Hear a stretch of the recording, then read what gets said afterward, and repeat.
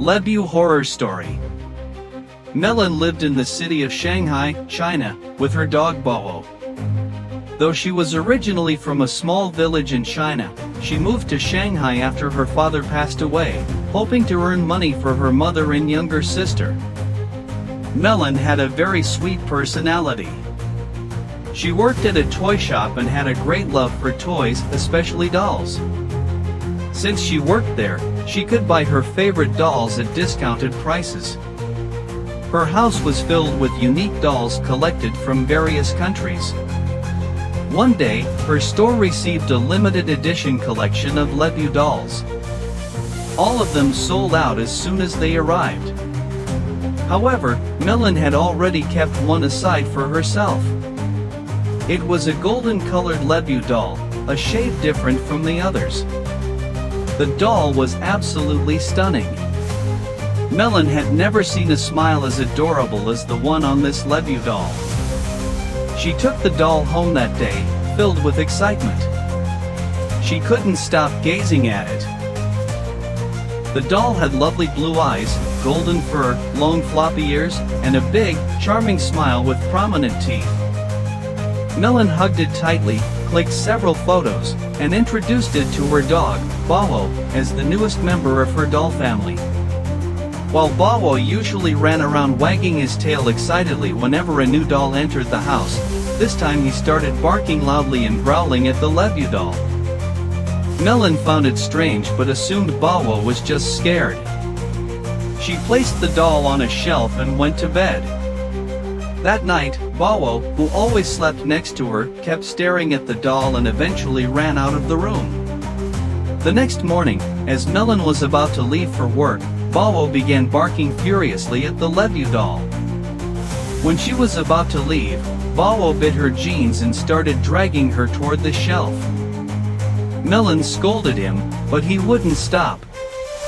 Frustrated, she locked Bao in the bathroom and left for the toy shop. That day was the worst day she ever had at work. The usually sweet and soft-spoken Melon got into a fight with a customer. She didn't know why she got so angry, it was uncontrollable. Her boss scolded her and fired her on the spot. Crying, she returned home and opened the bathroom door. Bao ran out but calmed down when he saw Melon's tearful face. Even he had tears in his eyes.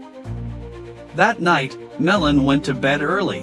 While sleeping, she heard someone laughing, a strange, creepy laugh that she'd never heard before. She saw a figure standing in the corner of her room, staring at her. Due to the darkness, she couldn't see it clearly.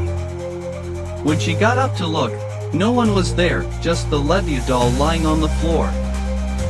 She put it back on the shelf and went to sleep again. That night, Melon had a horrifying dream. She was in her room, and in it stood a terrifying creature, something inhuman, with huge, sharp teeth, long claws sharper than knives, and a rotting red body. The monster slowly approached her, reaching out to strangle her. Melon screamed, but the creature laughed even louder, an evil laugh, and attacked her with its claws. She woke up screaming. To her horror, the Labubu doll was sitting on her chest. She screamed again. Bao rushed into the room. Melon was shocked, she had left the doll on the shelf before sleeping. How did it end up on her bed? She looked at the doll closely. It was smiling wider than before, almost sinister. Before she could do anything, Bao lunged at the doll, bit it, and tore it to shreds. Drenched in sweat and feeling like her head would explode, Melon didn't say a word. She tossed the torn doll in the trash and called Bao to sleep beside her. The next morning, her headache was even worse. Small red bumps had appeared on her hands. Bao was nowhere to be found. She searched the whole house, calling his name, no response. Finally, she went to the bathroom. Bao wasn't there either. But when she looked in the mirror, she saw her face covered in red bite-like rashes, as if something had chewed on her skin. Then, she noticed something in the mirror, behind her shoulder. There was something horrifying, something exactly like the creature from her dream. It was laughing. She turned around, but there was nothing there, only the Labubu doll sitting on the bathroom shelf. Melon thought she was hallucinating. Bawo had destroyed the doll the previous night. How was it back?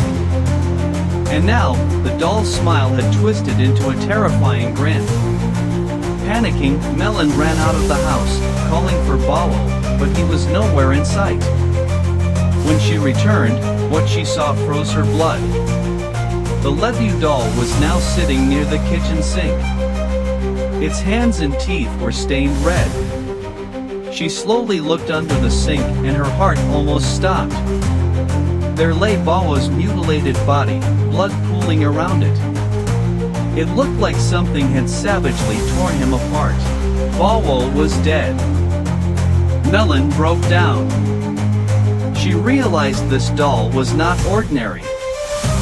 She began frantically searching online about the Labubu doll.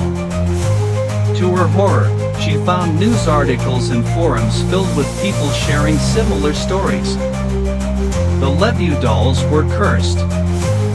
They bit people, brought bad luck, ruined careers, caused illness, and even deaths.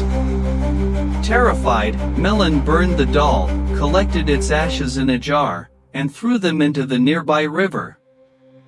That night, she called her younger sister and told her everything.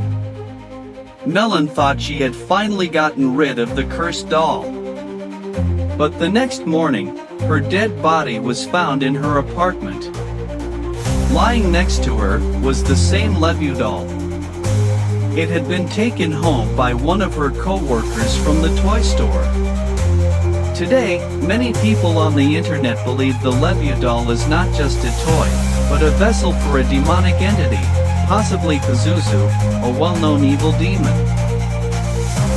Several countries have banned the doll, and in some places, priests have even conducted exorcisms on it. So, what do you think? Is the Labubu doll really cursed? Is there truly a demon inside it? Or is it all just a hoax? Let us know in the comments.